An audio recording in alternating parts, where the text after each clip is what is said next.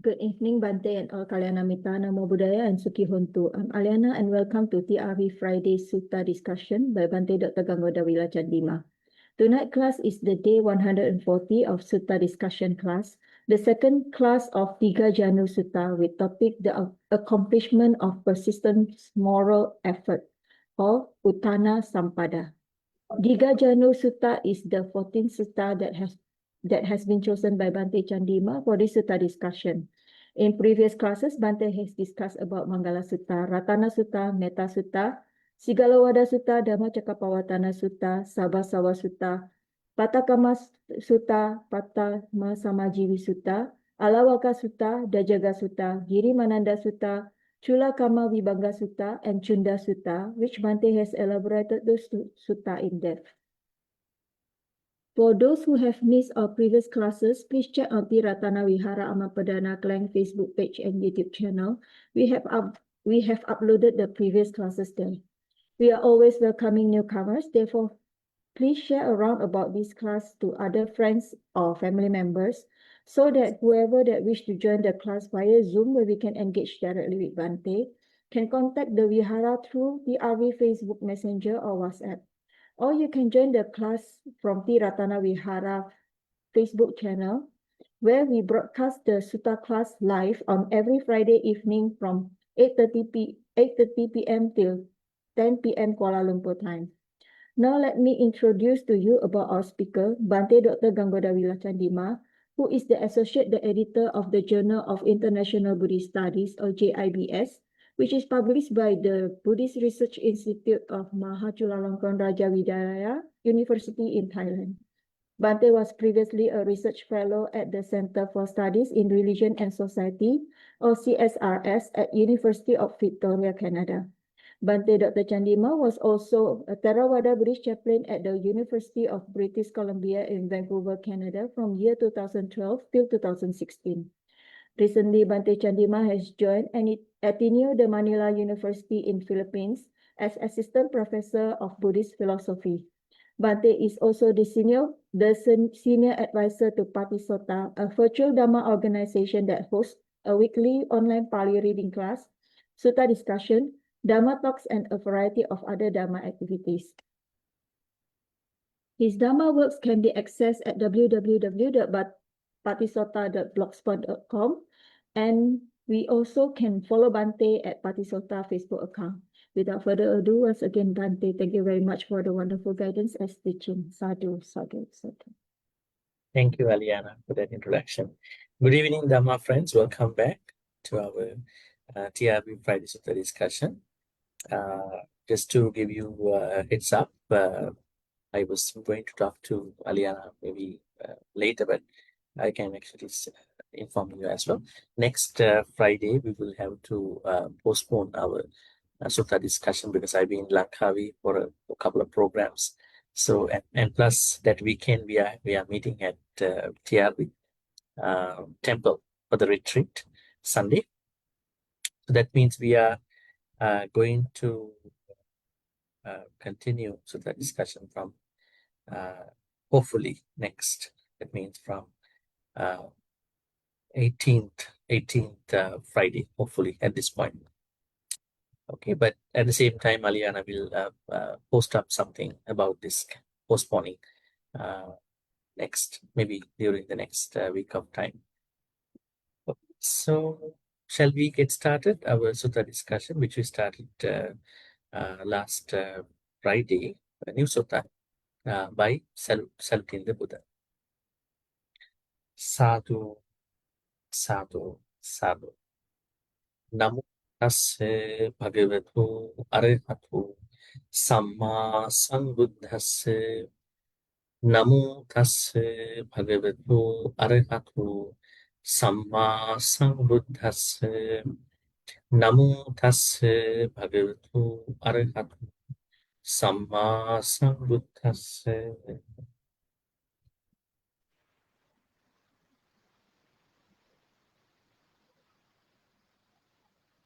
I hope that all of you were there last Friday for our first day of the new Sutta, Dīghajāṇu Sutta.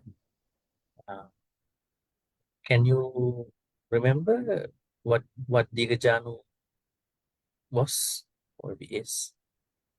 What is Dīghajāṇu? Dīgha, long. Jāṇu, long. And I mean, this is metaphorical perhaps, Dīghajāṇu. And he had another name, Vyaggapaja. Vyaggapaja means that it's about, it's not about him exactly, it's about his ancestors. So it was said that his most of ancestors were born on a certain road where there were a lot of tiger footprints, maybe leopards or tiger footprints. We understand there were no maternity hospitals by that time. Maybe they had deliveries in houses like in our olden days. So perhaps this area were crowded by tigers, the Indian tigers. So this was what we understood by the name of the sutta. And then I said to you when I was explaining about the whole idea about the sutta is that Dīghajāṇu or Vyaggapaja was a businessman. And he explained to the Buddha that I want to learn something from you about developing my business, my life, secular life. And one thing that we saw was that this Dīghajāṇu was very adamant about, very desperate about what he really wanted. Not that he was just waiting what the Buddha would tell him. So he was clearly told the Buddha that we have been happily wearing those branded clothes and then anointing and then happily engaging in those secular things. And then we want to hear something. I and my friends want to hear something that we can support, help our material life. Right? So then the Buddha said, yes, I would tell you something very important to improve your secular life. But keep in mind that I would teach you that there are 4 things that you have to improve to succeed in this life. And there are 4 other things that you have to do for the next life. Now, actually, when you look at this, these 2 things, how would you normally take? This life, let's do more dana for the next life. Dana here and the consequences dana for the next life. But the Buddha says something different. It's something more than dana. Something that you are working here. And then saddha, sila, chaga, panya for the next life. It's not just the dana only, chaga only. I said physical letting go is called dana. And mental letting go is called chaga. And then alongside with chaga, there are 3 other saddha, sila, panya. That means you have to grow in saddha, sila, panya as well, right? So it's not just one thing. So parallelly that you are engaging in dana activities, you also need to develop your saddha. Let me ask you, I mean, we are going to discuss about this later, another day. How to develop saddha? How do you develop saddha? Morning to evening, grabbing the chanting book and chanting Itipiso Bhagava Swakkhāto Supatipanno. Is that the way? That is how you are improving your saddha.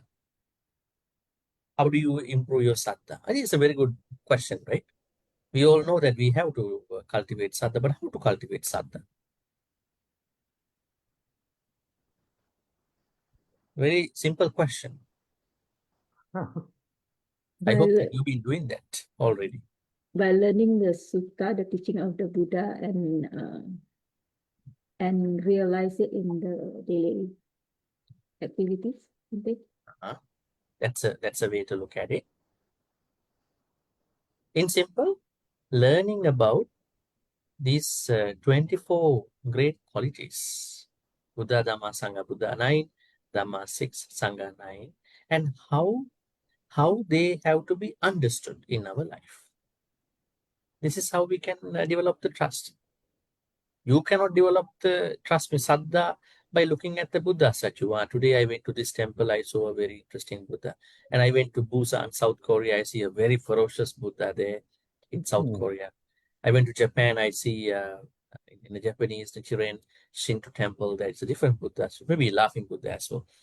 And I think that the more I see the Buddha statues, the more Saddha, going up. Is that the way how we are looking at Saddha? Buddha statues are supporting us, yes. Buddha images, Buddha statues, but none of these Buddha statues are really showing us the true Buddha, but rather we have an idea about who the Buddha is. So we are understanding the Buddha through his qualities, going beyond the Buddha statue. Right? So that means you are going to search, learn what is Arahant, why is the Buddha Arahant, right? That's the first thing that you have to study to develop your Saddha.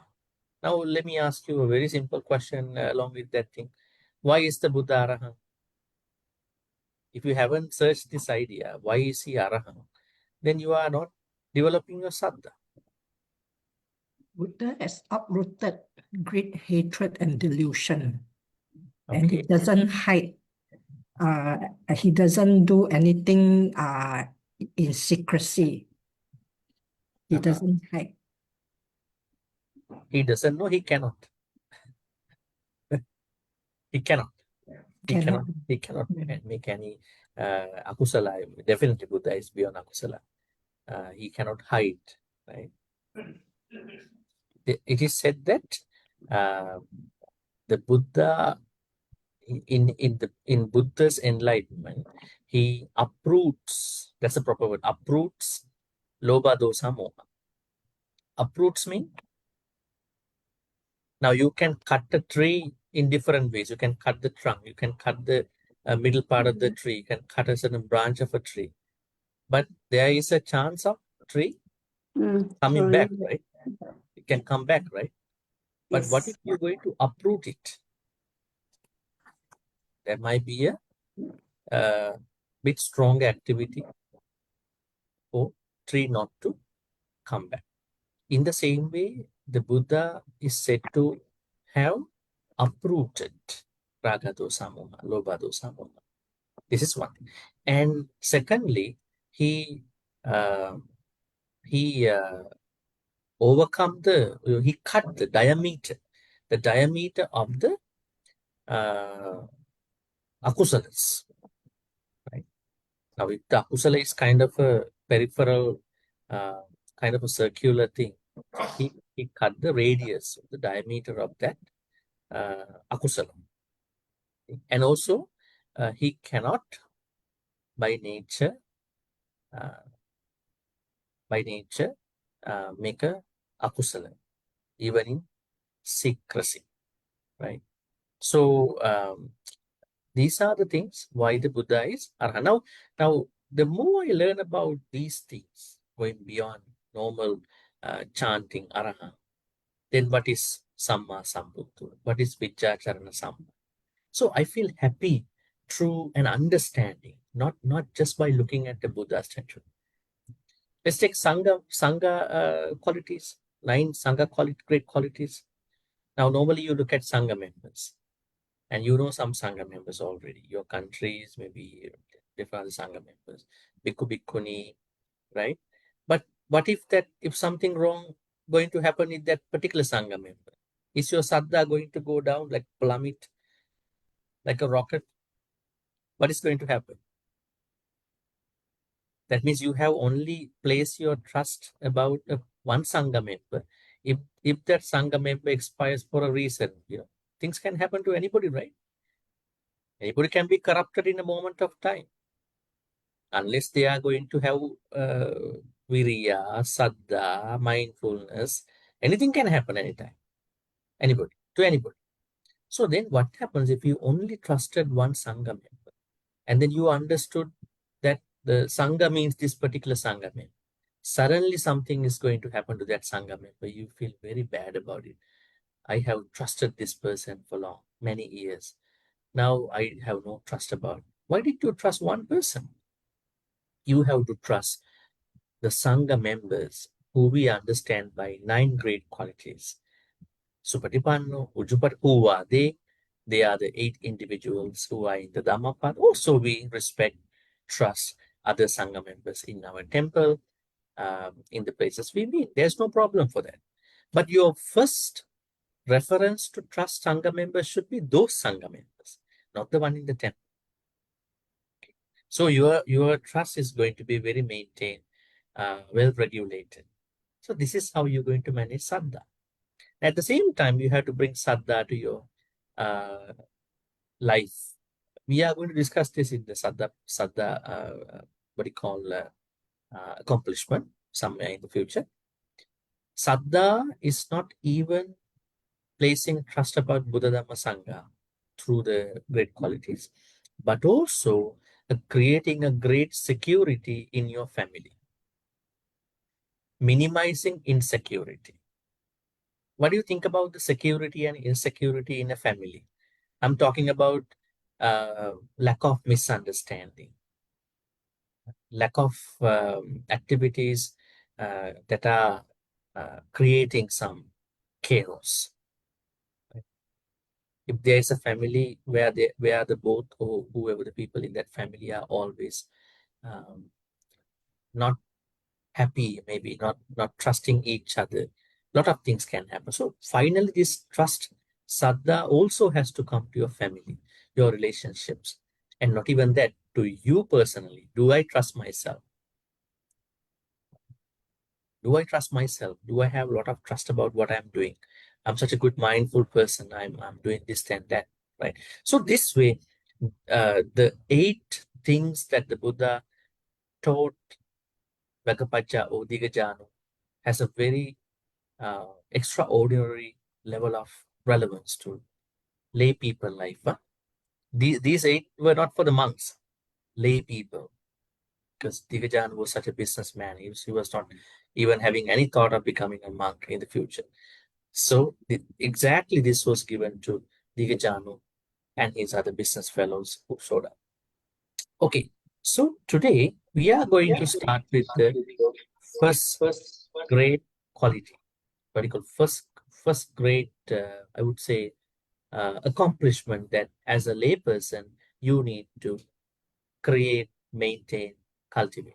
Okay, let's go to the text to see it. Okay, I think you know something with regard to the Sutta Central. If you go to Sutta Central here, okay, this is what I'm doing, just for your own sake. Type Dīghajāṇu Sutta on Google, hit enter, and Dīghajāṇu Sutta, this Bhikkhu Sujato's one will come up. But we can do a couple of things. You can go to parallels, click on the parallels, and you can see there are 2 English translations here, Sujato, Thanisaro. Thanisaro one is a little bit older, but anyways, and then this is Mahasangiti, means the Burmese Pali text about the Sutta. And then you can find out your own translation. There are 19 translations. Deutsch, Espanol, French, Bahasa Indonesia, Italian, Dutch, Portuguese, Sinhalese, right? Vietnamese, lots of translations. If you actually click on one of them, it will take you to that place. So, and there's some of the parallels. So we are going to pick up at the moment Bhikkhu Sujato's one. Because Bhikkhu Sujato's one is very aligned. You can see it's aligned. That means it's very user-friendly. Click on this. And then here, if you click on the views, you can see this drop-down menu. Can you see this? Okay, what you can do here is that you can do a couple of things. Plain, side by side, line by line. If you click on plain, you see the plain English translation. There's nothing, no Pali here. But if you click on side by side, you can see Pali here, English here, you can see. Okay, it's like this. This is what we normally learn, right? Or if you want to learn one by one, side line by line, click on line by line. You can see line by line now. English and Pali. So this is pretty user-friendly actually. So what we're going to do is that let's put side by side. We know the both. So somebody can read too. So we are here. Let me make it a little bigger. Okay, this is the palm. Okay, this is the first thing that the Buddha told Vyagapajja to succeed in this life. Okay, so who would like to read this part, the Pali part?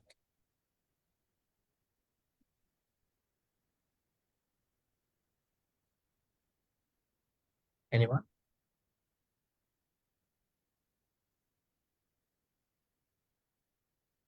Bhante, I try Yes, Annie, please go ahead.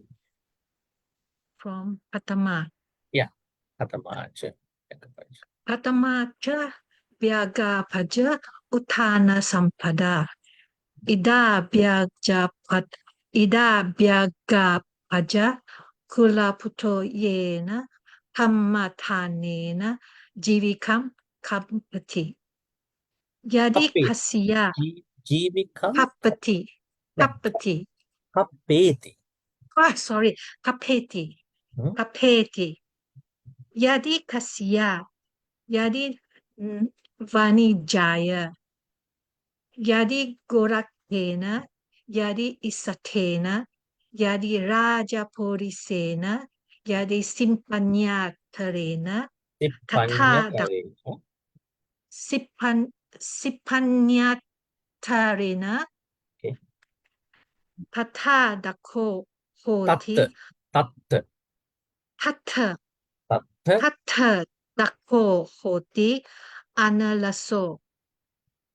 Tatru payaya vimamsaya samanyagato alankatum alang samvidatum ayam vuchati Vyagapajja uṭṭhānasampadā. Okay, What great. tough. Bhante. First time. That's right. Don't worry. It's not tough. Okay. Katamacha Vyagapajja uṭṭhānasampadā. Ida Vyagapajja kulaputtu. Yena kammatthānena jivikam kappeti. Kappeti means spend the life. Jivikam, life. Yadi kasya, these are the jobs. Yadi kasya, yadi vanijjaya, yadi gorakhe, yadi issathe, yadi rajaporise, yadi sippanyatare. Any of the jobs out of these. Tat dakho hoti analaso. Tatrupayaya. No, not tatrupayaya. Tatrupayaya. Vimangsaya. Samannagato. Alankatum. Alang sangvidhatum. Ayang uchati bhakkapajja uṭṭhānasampadā. Something very interesting. Now here we understand, yes, way to live the life like you. And then options to spend the life to earn money. There were a couple of options given by the Buddha at that time. Contemporary jobs at that time. And then what is someone supposed to be good at? I mean, what is someone supposed to work on with regard to any of those jobs? Dakho, analaso, tatrupayaya vimansaya samannagato, alankatu, alang sangvidhatu. So these are capabilities with regard to any job that was given before. Okay, let me first take this part. Katamacha Vyagapajja. So this means the Buddha preferred to call him as Vyagapajja, right? Not Dīghajāṇu. He preferred to use the word Vyagapajja to call this Dīghajāṇu. And what is uṭṭhānasampadā? What is sampada? What is uṭṭhāna? Uṭṭhānasampadā. Sampada. Attainment or accomplishment. Attainment or accomplishment. Sampada. Success. Yeah. can be a success, definitely. Manage ever- energy. Pardon? Manage energy or energetic driving. Is Yeah, it? that's the other part. Uṭṭhāna. Now here Sampada. Sampada means attainment. Or we can take success of that particular activity, right? Or accomplishment. So there are things like that. There are things that we can, look at. It's kind of a vantage point with regard to particular activity. So, what kind of sampada accomplishment? Now we in this today's world we have certain accomplishments, right? What are the accomplishments in today's world? We'll start in that simple way. What are the accomplishments to you in your life, maybe to your family members at this point? Being able to make a living, right? That's an accomplishment. When some people are struggling to make a living, maybe they have a way of living, but it's not enough for them the way that they think, right? And then what else? Accomplishments, being able to have a good family. Is it an accomplishment? An accomplishment? Good family. Travel. Huh? Travel. Traveling. Okay, traveling. But we have to understand the Rohitasa's example too, right? Rohitasa. I think we discussed it. Rohitasa, the Deva who wanted to go to the end of this universe by traveling, and then finally he passed away halfway of the journey, and he became a Deva. And after he became a Deva, he approached the Buddha, and then he told the Buddha, Bhante, I was a very powerful skywalker, ascetic skywalker. So one day I thought, why should I travel in the Himalayas, India? I want to travel in the whole universe, not the world, universe. Buddhism believes there are many solar systems, not even one solar system, not one Earth. Many solar systems, 10,000 solar systems, perhaps more than that.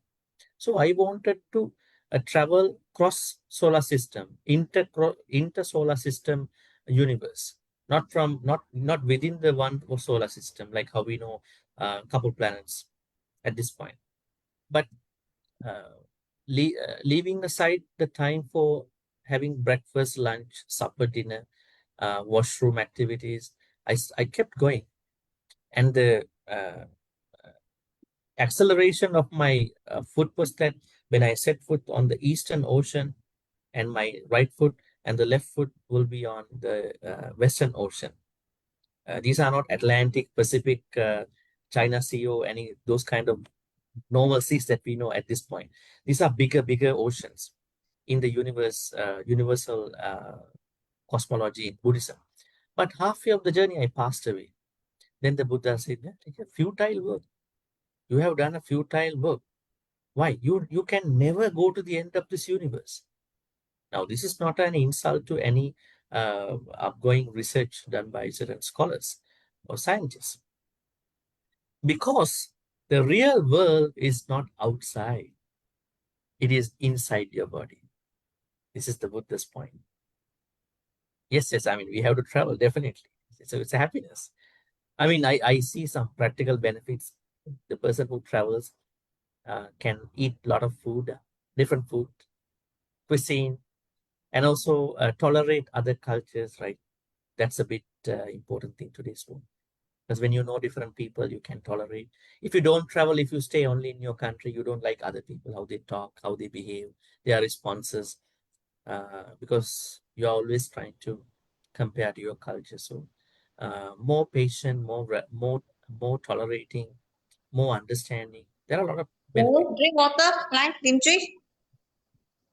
Okay, so but in Buddhist way, we cannot go to the end of this universe by traveling, because the real world is inside the body. 1 fathom sanya-based body. And the Buddha said, where is Nibbana? It is inside that one fathom body. Now we are looking for the Nibbana. We are looking for what new teachings are there. Now today is 140th Sutta discussion, right? So we learned a lot of Sutta discussions and then a lot of things. But where is Nibbana now? Is it in a book? Is it in a Sutta? Is it in the Satipatthana Sutta? In the Brahmajala Sutta? Mahachattari Sutta? Or Atanatiya Sutta? Is it in my temple? Or is it buried down in the desert? Where is it? It's in my body. Nibbana, that means it's not physically in my body. It's within my consciousness. That means it is hindered by ignorance, right? So traveling is an accomplishment, right? And then what else? What are the other accomplishments? Traveling, family, then what else? Wealth, and then what else? Looks like you have no idea about success. Huh? What are the other accomplishments? Money, having money. Yeah, wealth. We start with that. Develop good relationships. Relationships, yeah, maintaining. We can start relationship very fast. Because Yeah. we Have misunderstand have many friends, many friends. good friends. Good friends. Kalyana Mitras, good friends. And then somebody saying contribution to the society, community. Yeah. Yes. What do you call? What are they called? Contribution to the community. Welfare, right? Welfare activities. Okay. What else? CSR. And then what are the other types of successes in our life, accomplishments? Bhante, how about harmonious living? Harmonious living. What does it mean to you? What does harmonious living mean to you? Happy, peace and calm. Happy, peace, calm, And calm. life, A united family. united family. Okay. All right. Any other accomplishments in life? Education. Bhante. Education. Yeah. Yeah, definitely. Yes. Education. Health. Health. Yes, that's very important. Health. Physical, mental, emotional health. Yes. Financial. And then mental, yeah. What are the other accomplishments? Recognition. Happiness, Bhante, happiness. Yes, happiness. All these are bringing us happiness finally. Yes, TC Lim? What were you trying to say? Recognition. Recognition. Did you say recognition? Yes. That means popularity? Not popularity, but recognition for your efforts. Recognition. That means there should be people who can recognize us, right? Yes. So that means we have to be surrounded with the people who can recognize us. Yes. Appreciation. Sometimes we are with the people who cannot understand what we are doing. So we are, Yes. I mean, don't have to worry, but any other accomplishments? Bhante, Yeah, learn but and practice the famous. Dharma. Famous. Learn and Bhante, practice the Dharma. We Bhante, have got famous. Spiritual. some wild aspects now. Self-actualization. Yes. Spiritual journey. Spiritual journey. Okay, finally, all these come down to self-actualization in a way. Actually, self-actualization is a word coined by Abraham Maslow in his social hierarchy. It's a very outdated theory, but it tells us how to start with the physical needs, comfort, safety needs, and then and I think it's interesting because the needs accomplishment start with the triangular system. Yeah. The base of the triangular is the starting point. But when we are really working on our life, our accomplishments will become minimal, small. But nowadays more people start hierarchy. like that. They are going the other way around of the triangle. It's pretty bad. You never know where they're going to end up. But Maslow's idea is a good idea. You start with lot of needs. I need safety, I need security, I need happiness, I need money, everything. But as you age, you understand there's something else that I want in my life. And then your needs, your wants become very minimal. Only you will depend on a couple of needs, and it will become the tip point of the triangle, right? It's a very good way to look at life. So anyways, now when we look at Vyagapajya's, what do you call, Buddha's teachings on Vyagapajya, the Buddha said that the first accomplishment in our life is uṭṭhānasampadā. What is it? Uṭṭhānasampadā. Now think about how much of your accomplishments can be fitted into this idea. Uṭṭhāna means, Pali word uṭṭhāna, let me show you. This one. Energetic striving. Uṭṭhāna. Energetic. Now tell me the literal meaning of this word in Pali. Uṭṭhāna means standing, right? Uṭṭhāna means standing, right? Now you are taking energetic striving, everything. They are what you call metaphorical, figurative understanding. Uṭṭhāna means standing. So we have a culture, especially in South Asia, perhaps in Southeast Asian, that when we see a teacher, a spiritual teacher, parents, we rise, we stand just to give a respect. But the modern society might not have it in their own values. They look at it differently. So uṭṭhāna means that the first accomplishment arises when we stand for our purposes and we stand together as a community. That's pretty interesting because we don't normally stand together. We just play the part of a tortoise. When things go wrong, we just try to contract, like how the tortoise contract everything, when he's scared, somebody will do to the tortoise. So people are scared like that. So then we will look at uṭṭhāna. How does uṭṭhāna work in our life? So let's understand the meaning here, and then we will go to further understanding. Kulaputto means a good lay person, right? Kammatthānena jīvikam kappeti. This is a pretty interesting Pali word. Kammatthāna. Kammatthānena. What is kammatthānena mean? Kammatthānena. This is something very interesting. I think you know this Pali word. You might not know this Pali word in a sutta, but you know with regard to the meditation. When you go see some meditation teachers, I 40 want to get some meditation objects. Bhante. kammatthāna. 40 meditation objects.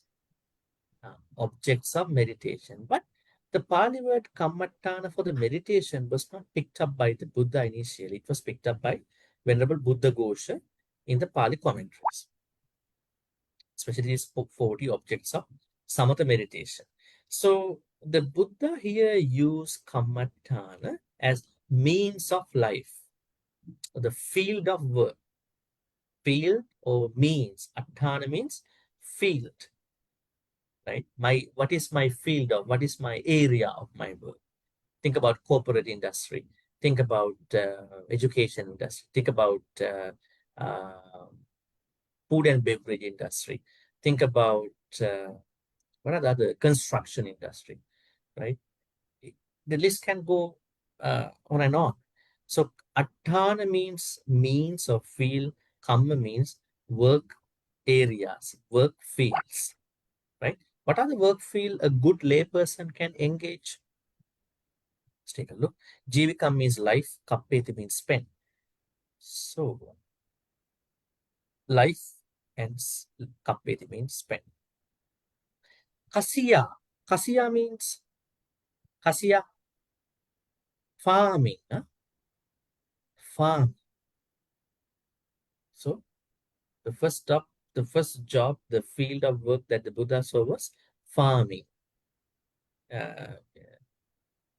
This is a very famous, very usual, normal job at that time, farming. And then second is Vanijja. Vanijja means Vanijja, Merchant. trade, Trade. trade and commerce. Farming and trade and commerce, right?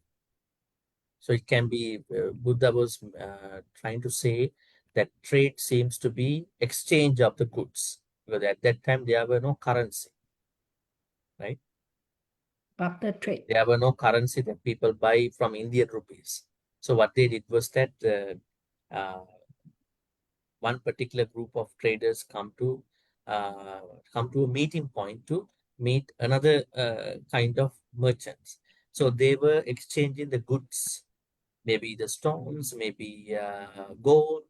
That was how it worked, right? So Vanijja. And then Go Rakhen. Go means, what does go? Cattle. Go means cattle or cows. Go, right? Rakhen. Rakhen means herding. Cattle herding. Cattle herding. Because during the Buddha's time, cattle were used for harvesting purposes, maybe cleaning purposes, maybe for some other farming purposes. So they were doing another job, and then the farmers needed their support. Cattle herding. Gorakha. And then Isatte. Isatte means, this is about archery, weaponry, or soldiering, any activities that were engaged with weaponry or soldiering, maybe safety activities, right?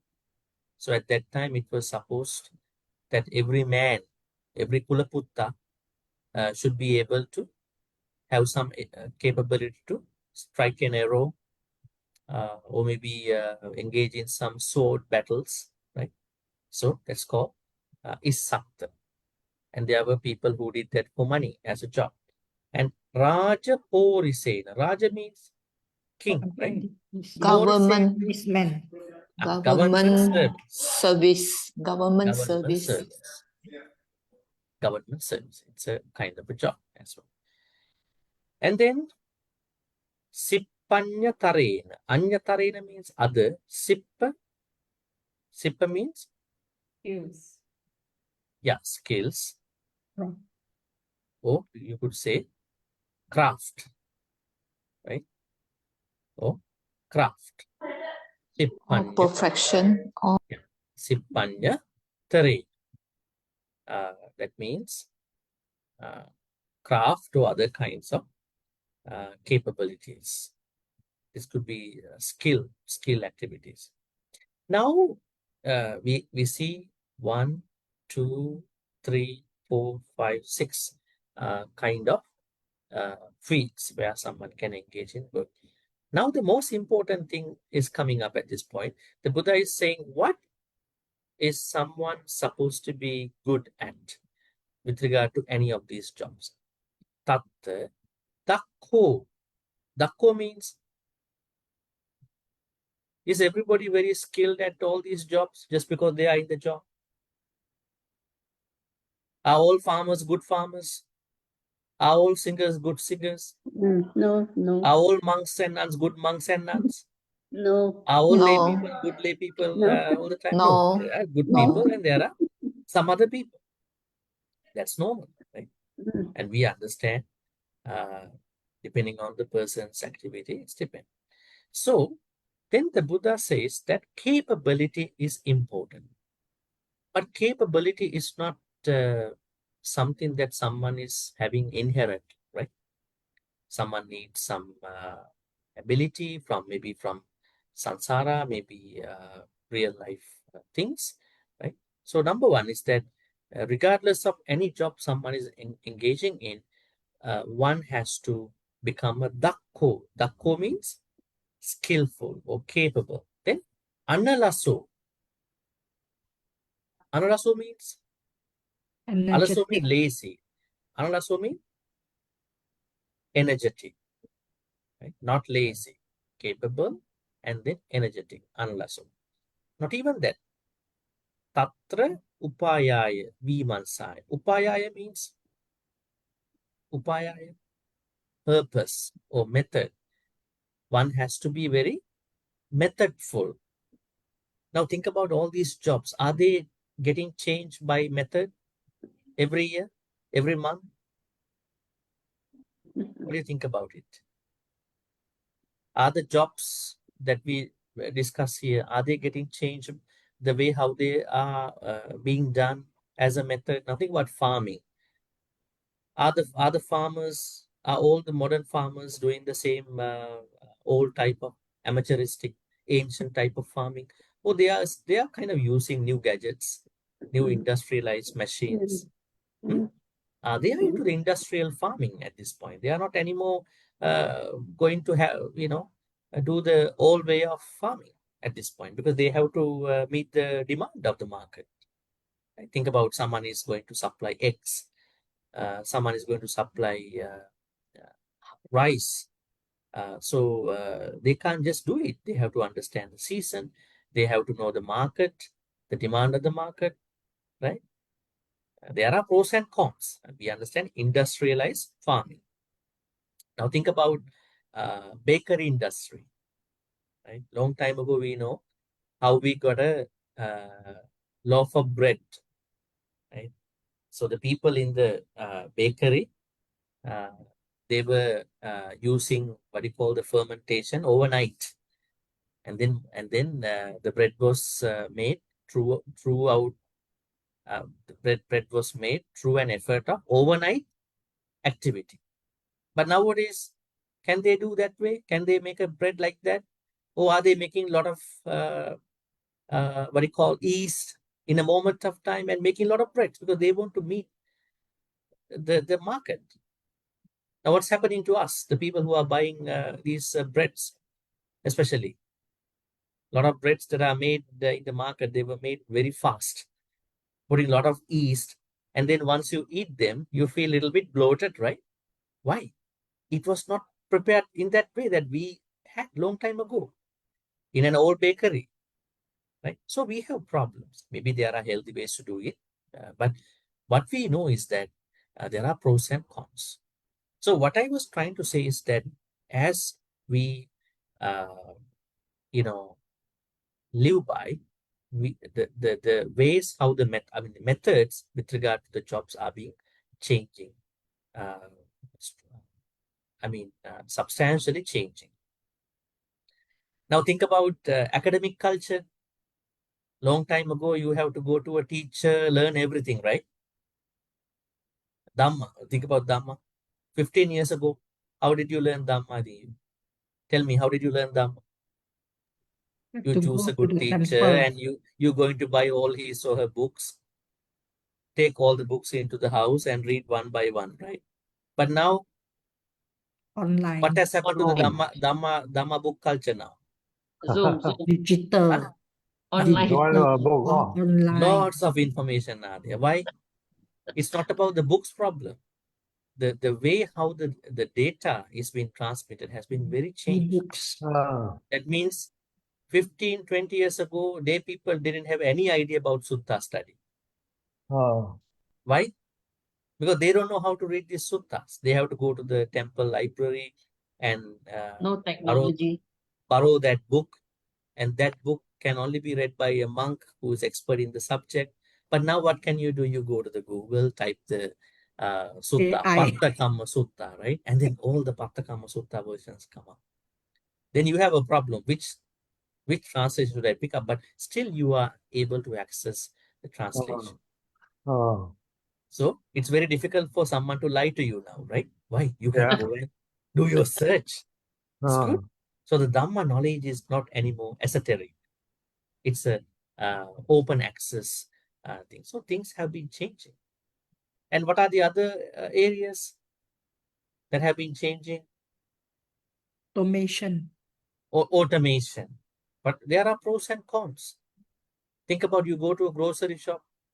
A long time ago, there were many counters, salespeople, where they were doing your scanning and then checking you out. But now, how to wait for all these Self-service. items? Then, so they have made self-checkouts. That's good. Automation is good. And Online even shopping. we understand the flight culture. Aircrafts are taking off, landing for the most part by autopilot. Right? There are good things, but there are also certain challenging things. Right? Now think about some of the things that maybe they still need to be developed.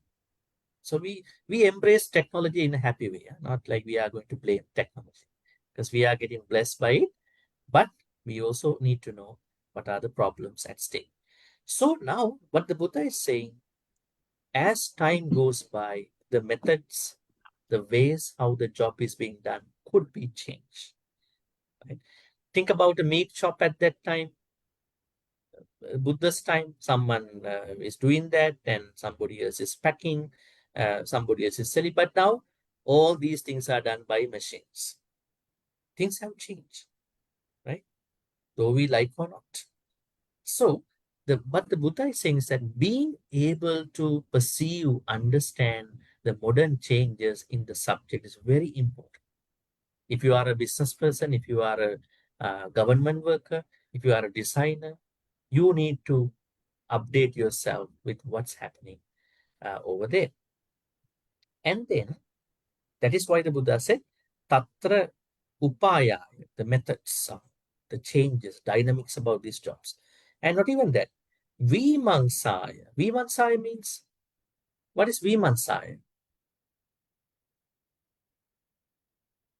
Now, when the dynamics are happening with regard to different jobs, what do we need for the most part? We need careful investigations about what's happening.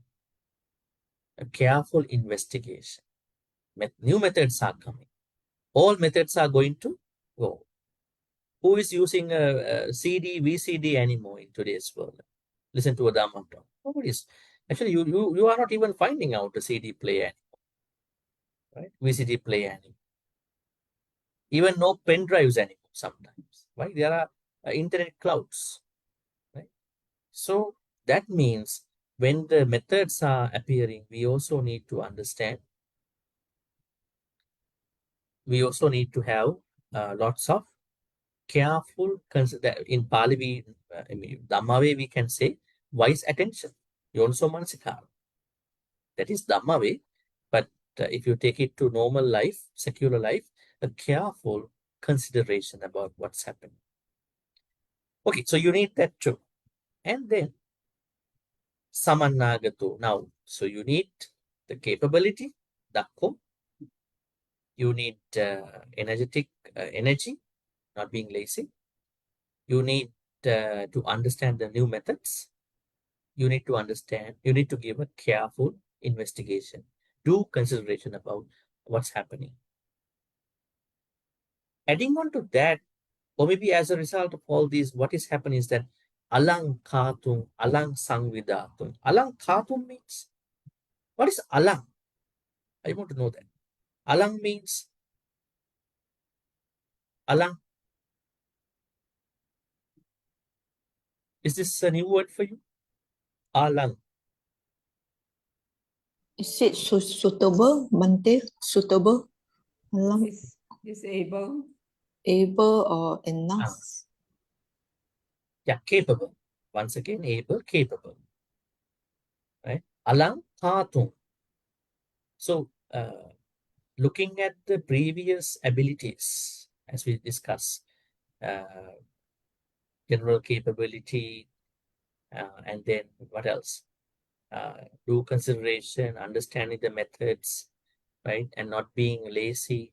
So one is becoming able to, one should be able to say, I can do it.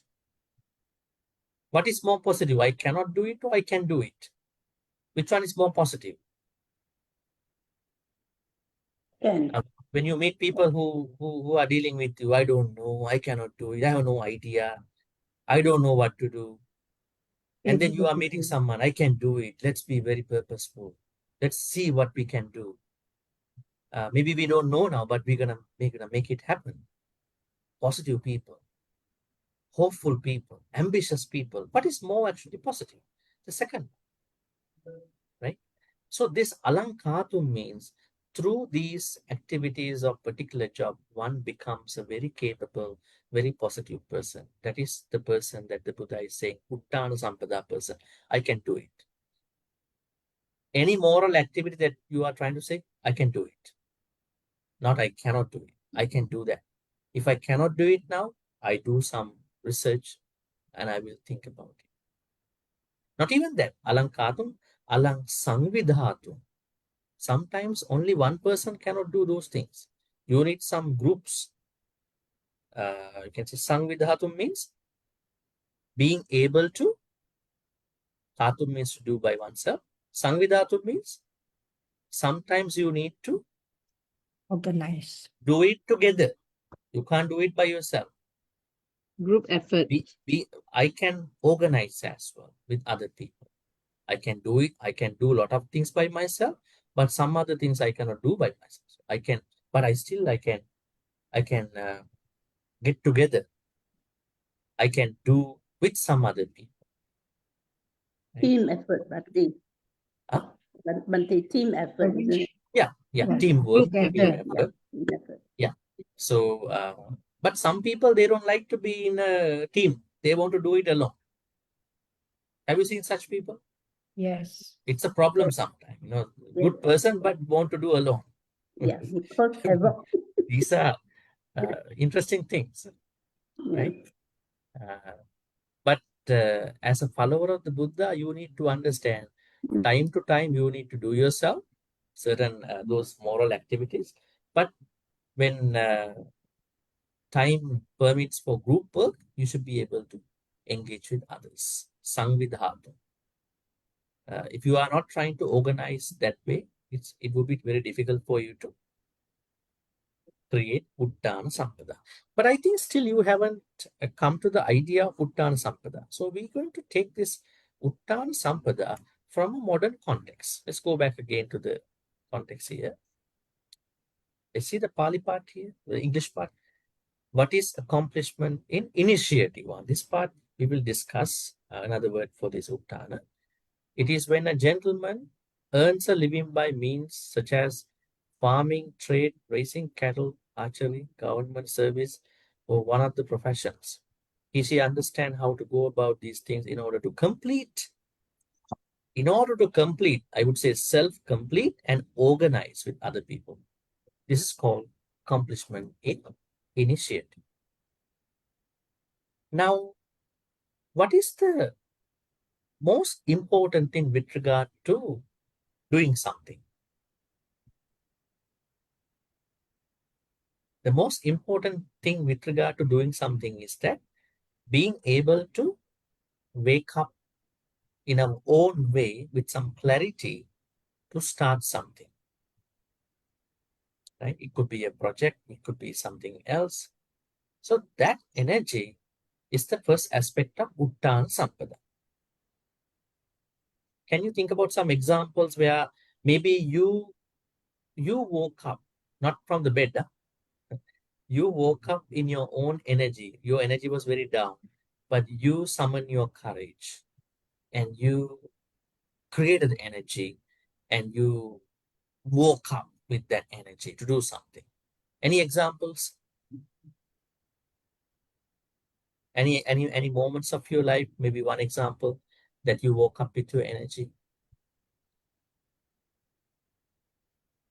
We can say every Friday you have uṭṭhāna, right? You create energy to come here, right? Because you could have done something else this time, right? But you don't want to do such things because you want to come here. Why? You want to wake up with your energy for this Friday Sutta discussion. Uṭṭhāna is there. Otherwise, how many other things you can do? But you think this is more important to you. You have already created that thought. And what are the other things? We understand. Motivated. Our motivation. But that motivation can come from different avenues. Actually, it's very important to have us being self-motivated. Self-driven. Normally other people motivate us. Like in Abhidhamma, right? In Abhidhamma, they say sasankara chitta, asankara chitta, right? Someone is doing kusala activity, being prompted by someone, and someone else is doing kusala, being unprompted, right?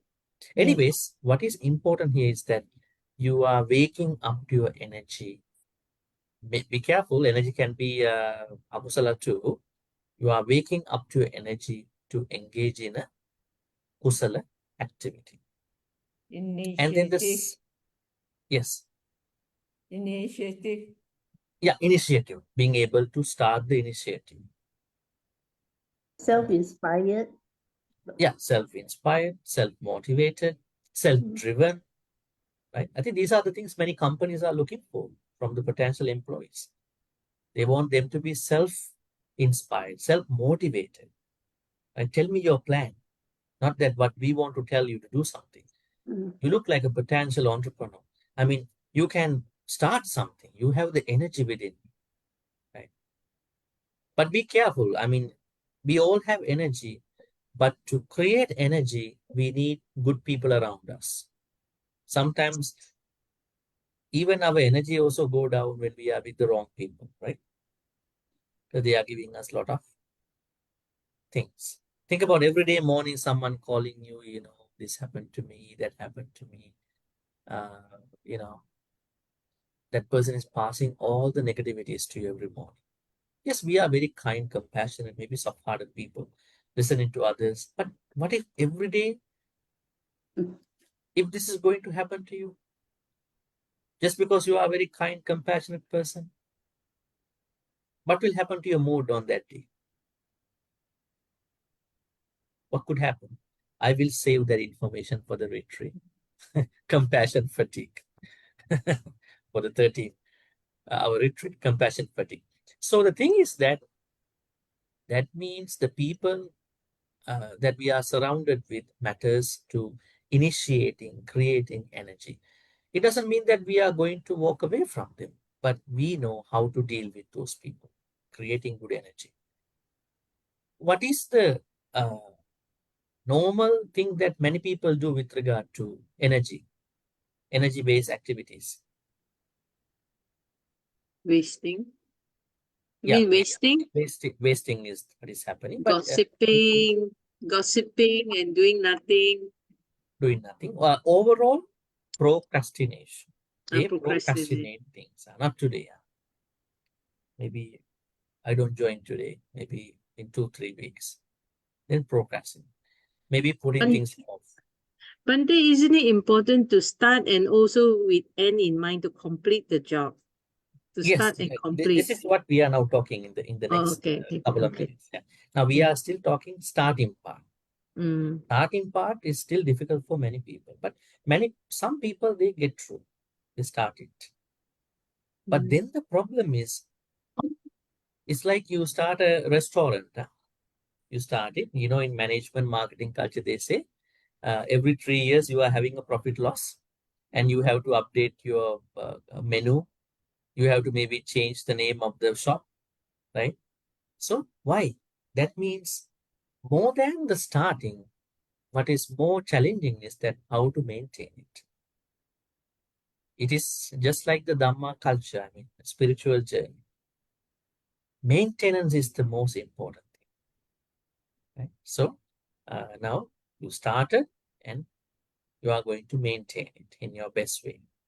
And then finalizing it is more challenging too.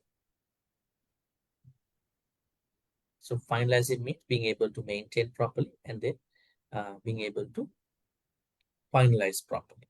So that means it's very difficult for us to find out people who take the initiative to start, maintain, and finish a certain activity.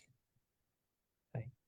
So, uṭṭhānasampadā has all these aspects: starting, starting the particular activity and then maintaining, sustaining, deepening, and then being able to finish it.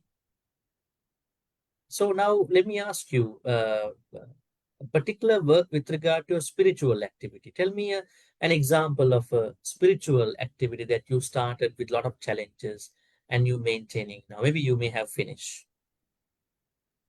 Organizing meditation retreat, Bhante, to get people convinced that meditation is a good practice. Okay, meditation practice. Okay, that's a good thing. Ending Sutta class. Did you say Sutta attending? class. Attending, huh? Yeah. I heard ending Sutta class. Attending. Attending, okay, attending the Sutta class. Okay. Yeah, chanting class, attend chanting class. Pali Chanting. class. Okay, Pali. chanting class, Pali class. So you are going to many classes now. Huh? It's a list of many classes now. I hope you have still some space in your brain to process all these things at the end of the day. And then parallel to your learning, what should actually happen in your life? Practice. Practice is important. Practice. Yeah, I think everybody wants to practice. Yeah. Nobody thinks that that I should not practice. But the practice is not happening. What to do? It's like that I want to sleep. I am in this bed, but sleep is not coming to me. It's like that. Why is then it's a problem? Why people are not able to practice it? Some people, maybe they practice it, but they don't feel that the practice is being practiced. Regular, consistent. The group dynamics is important, Bhante. When we have group, physical Group. meet is very important. The group dynamics. Yeah.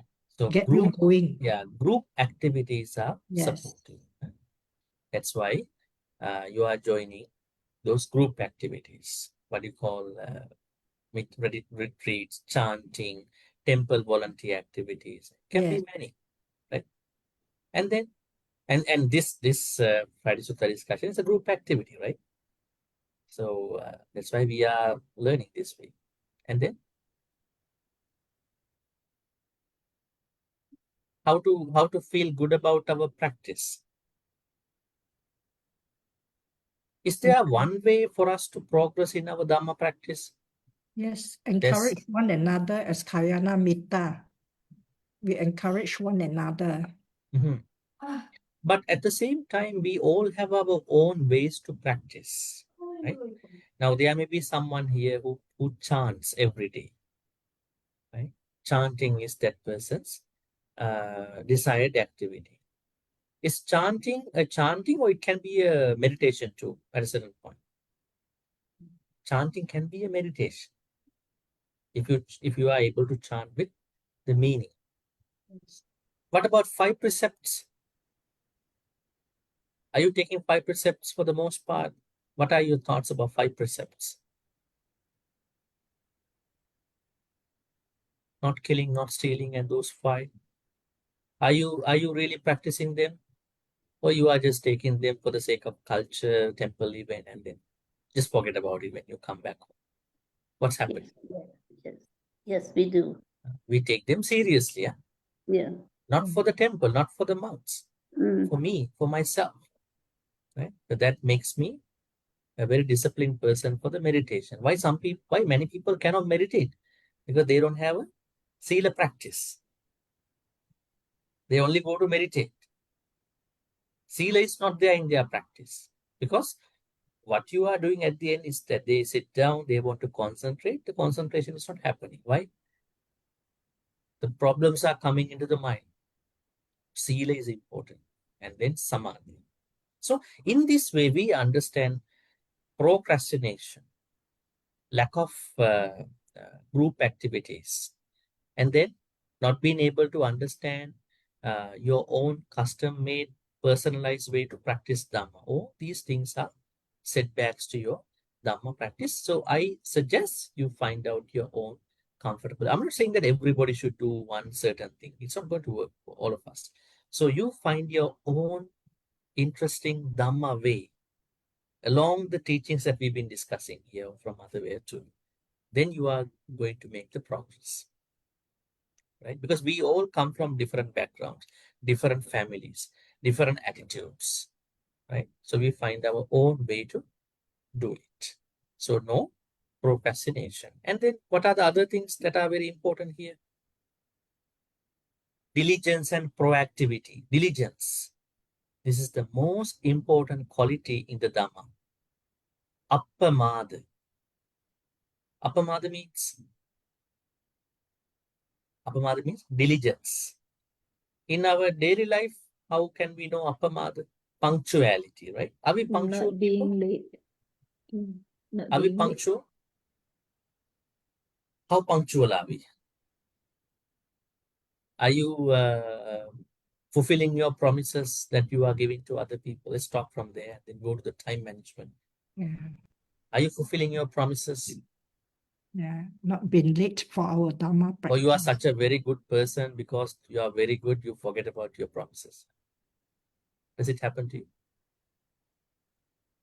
So punctuality comes from a perspective that we are giving promises, we are giving our responsibilities, saying I'm a good person, from tomorrow I don't gossip. Don't worry, I don't gossip. I won't hurt you. Integrity. I won't do that. Creating integrity, uju suju. But 2 days after, out of mindfulness problems, that person forget about that, all that, and start over the same thing, right? So why is it appamada problem? It means appamada is not a problem. The issues with regard to the practice of appamada. So the Buddha said punctuality is such an important quality. Punctuality means normally becoming a person of time. We should be our own time managers. And then on the other hand, being able to make time for learning Dhamma. You may be a very busy person, but you are making time for the Dhamma. Because at the end, when you look back what you've been doing, you have been doing the same thing for 30, 40 years, depending on the time. So you are going to making sure that you are punctual. And then what about the punctuality with regard to the Dhamma? Am I learning the totality of the Dhamma, or am I only learning meditation? Am I only learning Sila? Am I only learning Dana, chanting? No, I have to learn everything. Dana, Sila, Bhavana, Sila, Samadhi, Panya together, right? So that kind of a perspective. So that means diligence is very important. And in our life, we are not always successful, right? We are not always making things true. What are the problems with making things happen? Now, we all want to get through things, but time to time we are getting rejected by other people, right? It can happen, Hindrances. right? It can happen. Hindrances. Hindrances? Yeah. Stopping you to get what you want. Yeah. No, I mean, in our life, we all time to time can become rejected in our life because of maybe it's not our problem, maybe it's the time problem, maybe it's the situation, maybe the think about many people are going to be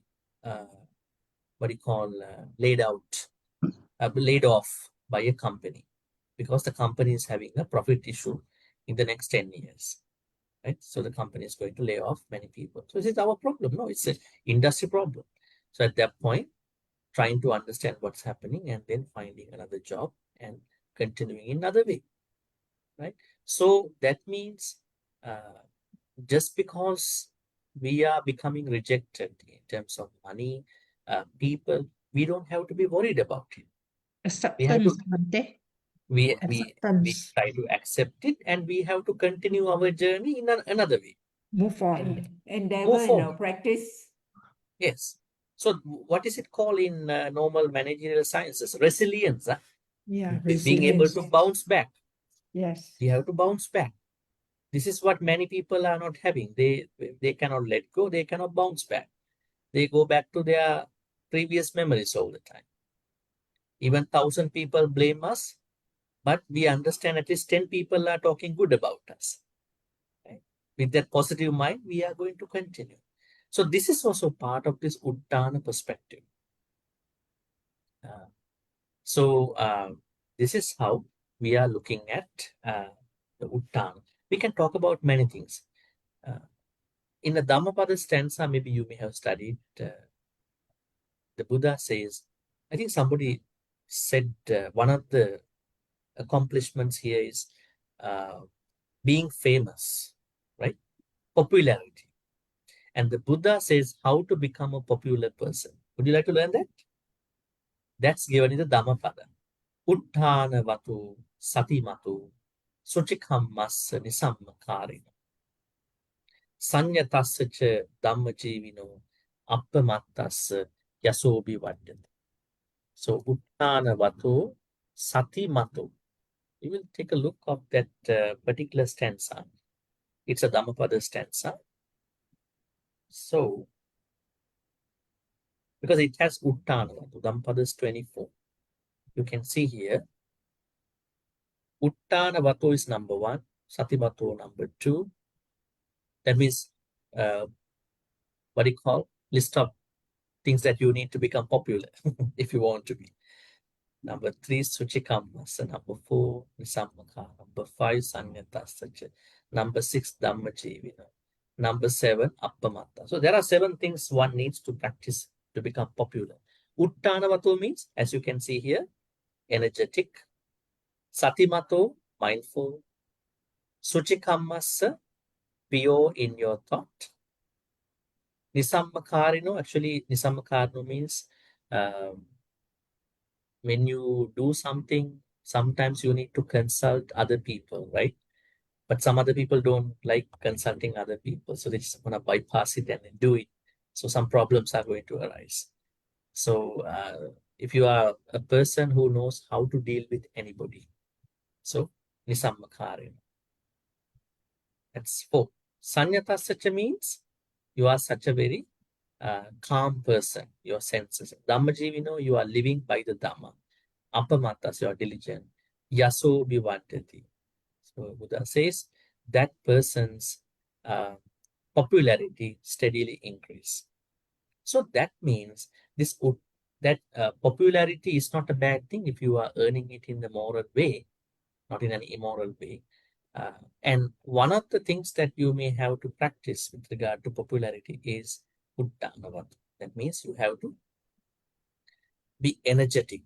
I use this energetic in a way of being engaged in kusala activities. There are people who may have energy for akusala activities, right?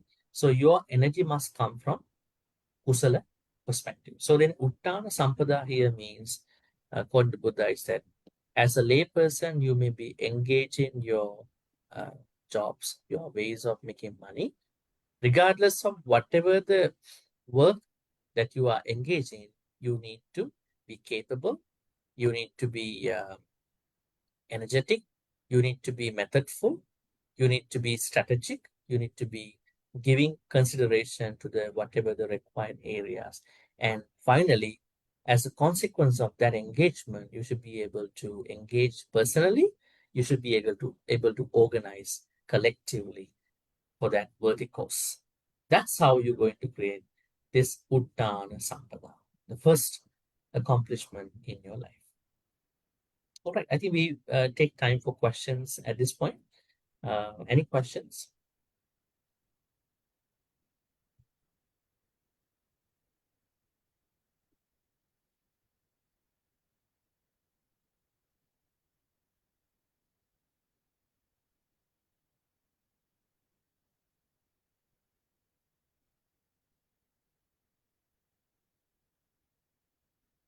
Any question anybody has about uṭṭhānasampadā today?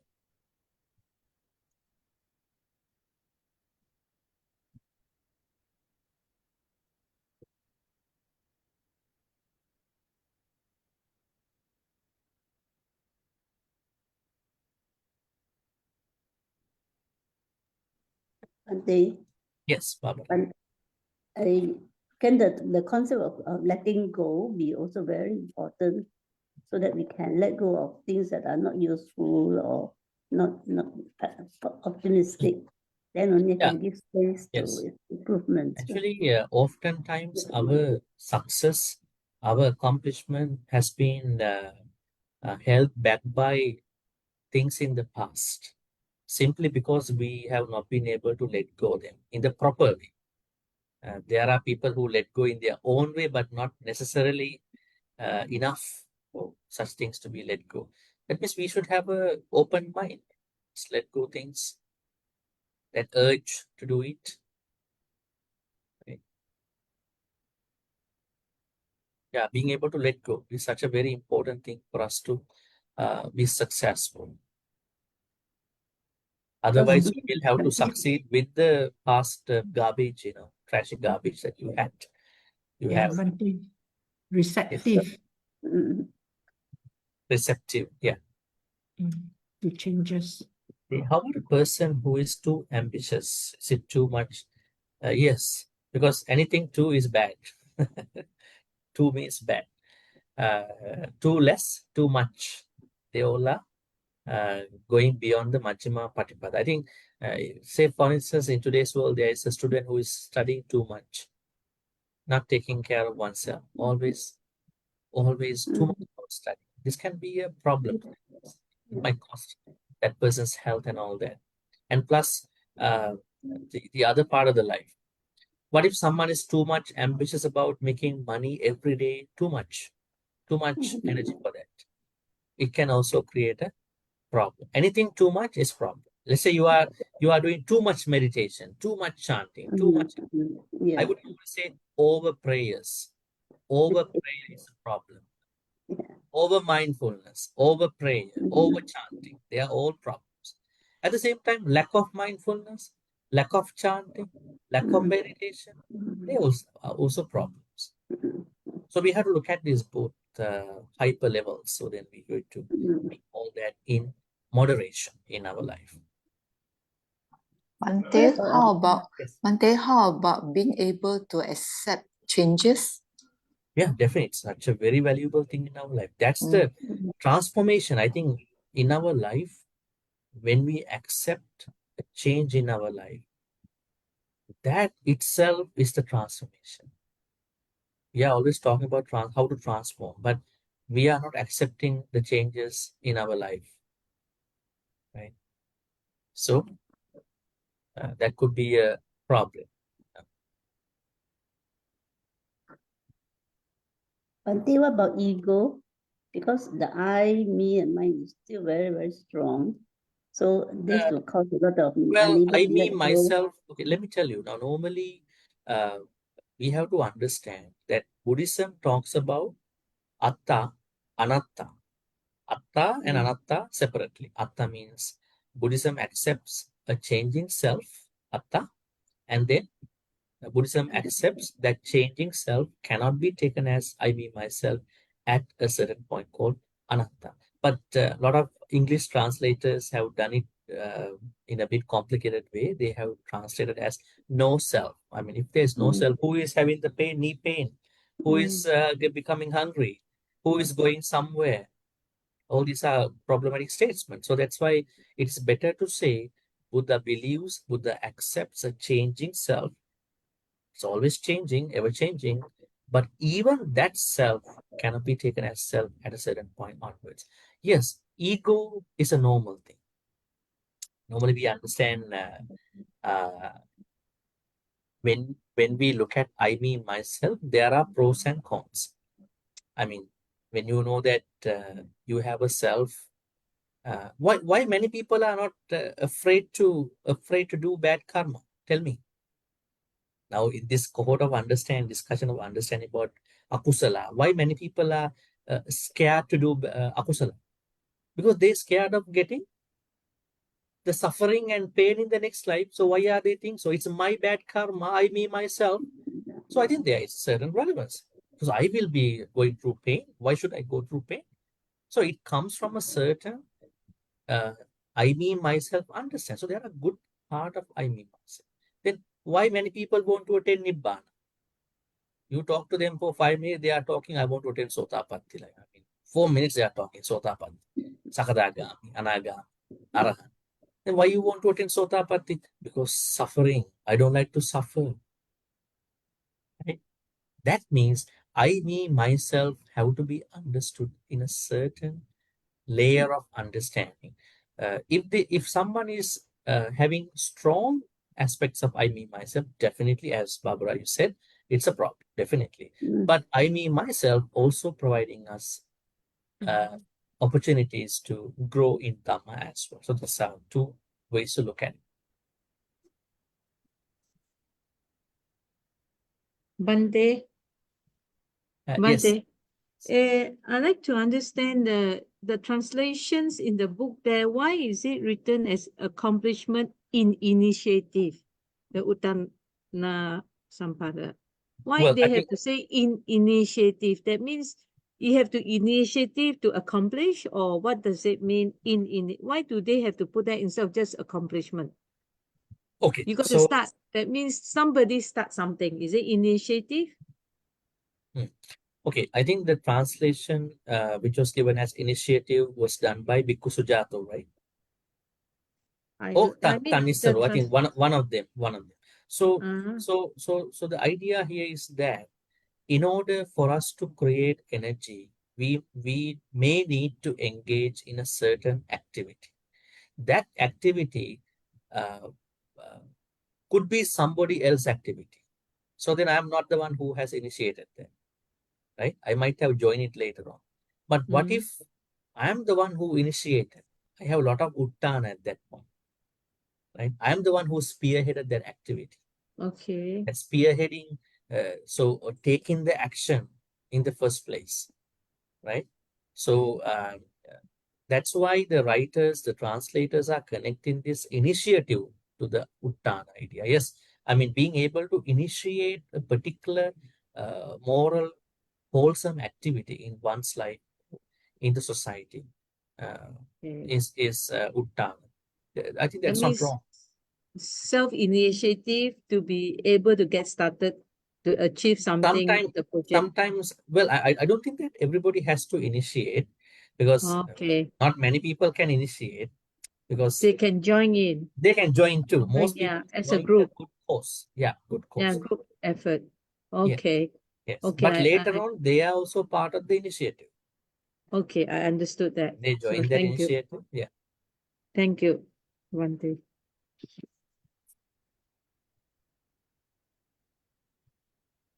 So going back to Aliana's question, how about a person who is too ambitious? I would say we have to be ambitious in our life, Dhamma life, especially as a lay person in your lay life, your relationships, your finances, your children, your other things. But we don't have to be too ambitious. Too ambitious means too much stress. You are making too much stress to become ambitious. Just be simply ambitious. Not too less, not too much ambitious. I don't think it happens from uṭṭhāna, because when someone engages in uṭṭhānasampadā, as Hema said, taking the initiative or joining some other's initiative, that person balances out. This is also something that we should take note. Energy has to be balanced out. If not, energy will give you a big cost, right? How to balance out the energy? By practicing upekkha. Upekkha is the balancer. That's the balancer. When you have upekkha, you know how much happy should I be today, right? How much dukkha I should process today. I mean, you know how to process. You have the weight balance at that point. But some people try to take good and bad, all the things without upekkha. So they're going to go through some challenges at that point. So definitely, energy has to be created. After created, we have to balance it out. Okay, so we can take one more question you have, and then we will wrap this up. Anybody? uṭṭhānasampadā.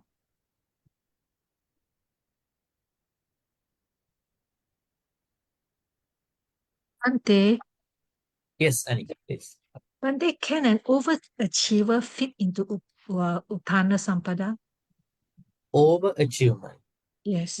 Was okay, there are two ways to look at it. Was it the plan, or did it happen abruptly? Sometimes you do well and later Person on who always, overachieve. let's say like a student, always fight for the best, always go for one, who is not acceptable, has to be one, two is not acceptable. A student goes for the best, yes. What's it? Yeah. So will always move everything, like you say, punctual everything. So it only settles for one, will not settle for two. Okay. So, but that is very dangerous. Like doesn't fall into uṭṭhānasampadā, right? Okay. There is a problem. Clinging to the Yes. achievement. There are people who have a clinging, upadana to the achievement, right? Then that will create stress. They can even take their life. That means, yes, we are supposed to achieve, accomplish. What if we cannot accomplish? Then what should we do? Just let go of that achievement and look for a different achievement. Because if you only follow that particular achievement, you have the best, then let go of that. Go on a different path to find a different achievement. Yeah, I think so. So that such a person will only need a small pitfall for him to let go of everything. Yeah. That small pitfall to let go of everything. Yeah. Think about someone wants to become an engineer, and later on she finds out, no, I can be an artist, dancer, a musician, right? There are different people looking at different. So I think we don't have to create a clinging towards, craving towards achievement. Rather, we understand if we fail it, we have to find out another achievement. That ambition is important. Yeah.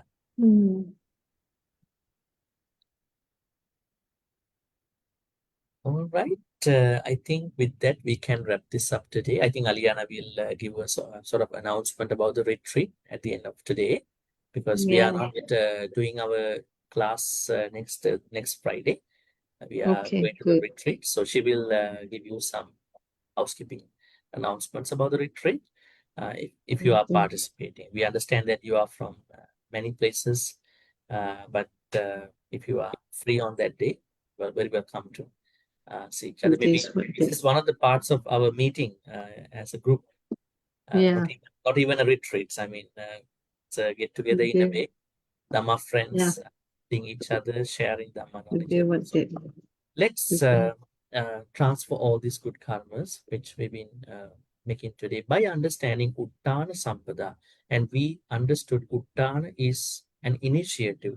It can be a personal initiative, or it can be a group initiative. Maybe you join that group initiative later on.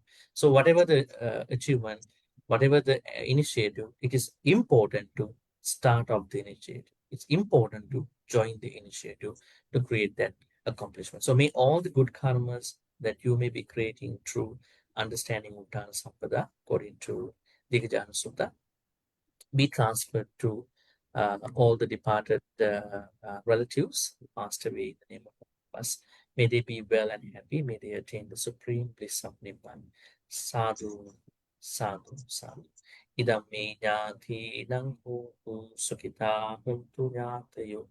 Idam me ñāti nang hotu sukhitā hontu ñātayo. Idam me ñāti nang hotu sukhitā hontu ñātayo. Deva, Naga, Mahitika. We are not going to forget about non-human, powerful non-human beings. May all Deva, Naga, Mahitika receive all these good karmas. May they protect and bless all of you who are joining the TRV, Ti-Ratana Vihara Sutta discussion. Today is 140th day. For so long, many years already, more than, I think, almost 3 years now. So may Devanaga Mahitika protect and bless you for good health all the time, for safety, happiness, not even you, but also your family members, even your grandkids. May Devanaga Mahitika be well and happy. May they attain the supreme bliss of Nibbana. Sadhu, Sadhu, sadhu. Ittavatacha amhehi sambatang punya sampadang sabbe Sabe deva anumodantu. sabbasang patti siddhya. Ittavatacha amhehi sambatang punya sampadang sabbe bhuta anumodantu sabbasang patti siddhya. Ittavatacha amhehi sambatang punya sampadang sabbe satta anumodantu sabbasang patti siddhya. Akasattha cha bhummattha devanaga mahindika punyantang anumoditva chirang rakkhantu sasanam. Akasattha cha bhummattha devanaga mahindika punyantang anumoditva chirang rakkhantu desanam.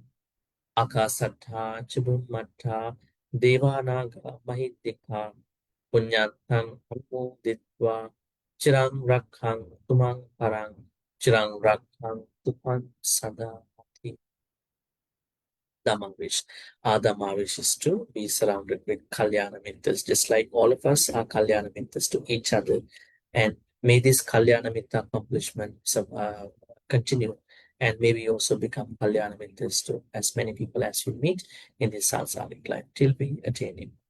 Imina punya kammena mami bada samagamu satang samagamu hotu yavani bana patiya. Finally, may all the good karmas we will begin today by understanding uṭṭhānasampadā be support you and helpful for all of us to attain the supreme bliss of Nibbana. Sadhu, sadhu, sadhu.